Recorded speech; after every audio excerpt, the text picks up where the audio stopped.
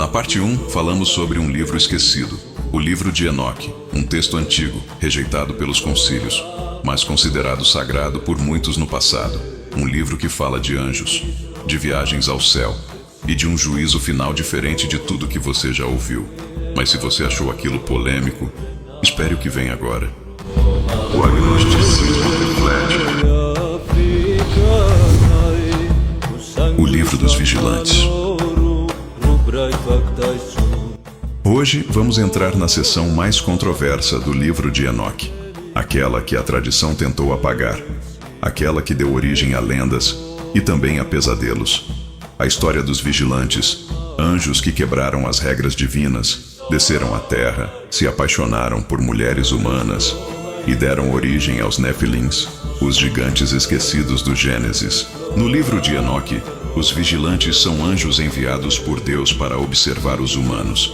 Mas eles fazem muito mais do que observar. Segundo o capítulo 6, cerca de 200 anjos liderados por um ser chamado Sem-Jaza fazem um pacto no Monte Hermon. Eles decidem descer à terra e tomar mulheres humanas como esposas.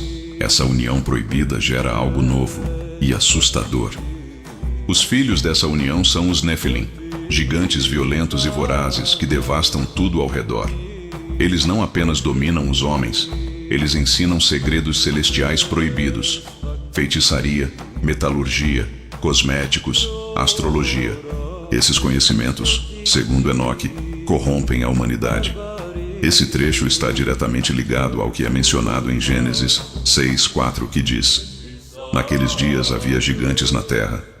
O livro de Enoque expande essa passagem, dando nome, função e consequências aos personagens. A reação do céu. Julgamento. Deus, ao ver a corrupção na terra, envia o arcanjo Uriel até Enoque, para que ele testemunhe tudo.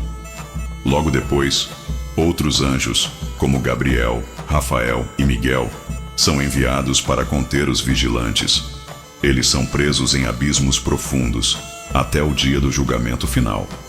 Os Nefilim são destruídos por guerras entre si e pelo dilúvio, que limpa a terra da corrupção angelical. O castigo das mulheres e o mito das sereias.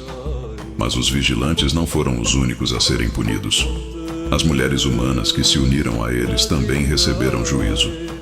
Segundo 1 Enoque 19, essas mulheres se tornaram impuras, e muitas tradições posteriores afirmam que seus espíritos foram corrompidos, transformando-se em entidades espirituais que vagam entre a terra e os mares. Esse detalhe, entre os mares, deu origem a uma interpretação sombria, a de que essas mulheres foram condenadas a se tornarem espíritos aquáticos, sedutores e perigosos. Seriam as ancestrais simbólicas das sereias? Não as românticas, mas as que representam a perdição, o pecado e o saber proibido. No sincretismo entre o apocalipse judaico e mitologias antigas, essas figuras surgem como avisos eternos sobre o que acontece quando o divino e o terreno se misturam fora do tempo de Deus. Por que essa história foi considerada perigosa? Essa narrativa cria um universo espiritual complexo, com hierarquias angelicais, pecado celestial, mistérios proibidos. Ela coloca anjos e humanos em contato íntimo, quebrando a separação tradicional entre o divino e o terreno. Além disso, desafia o papel exclusivo de Deus como transmissor da sabedoria ao homem, algo que para os teólogos antigos era inaceitável. Reflexão final. No fim, os vigilantes não são apenas personagens celestiais. Eles são metáforas do risco de ultrapassar limites impostos, sejam eles divinos, políticos ou culturais. Transmitiram ao ser humano o que era considerado proibido: conhecimento sobre guerra, cosmologia, beleza, manipulação, magia.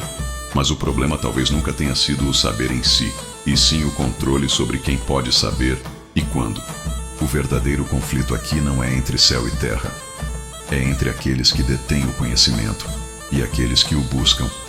Talvez os vigilantes sejam representações antigas da eterna tensão entre autoridade e liberdade, entre revelação e censura, entre dogma e descoberta, porque o saber tem preço, E quando ele não serve à estrutura dominante, é taxado de heresia, pecado ou mito. O livro de Enoque não nos convida a crer. Ele nos obriga a questionar. Quem decide o que deve ser conhecido? E quem se beneficia do silêncio? Na próxima parte da nossa série, vamos subir com Enoque. Literalmente. Você vai ver o que ele viu nos céus e entender por que ele é chamado de escriba celestial. Curta, compartilhe e me siga nas redes. Porque entre a revelação e o silêncio, a verdade costuma morrer nas margens do esquecimento. Até a próxima. O agnosticismo reflete.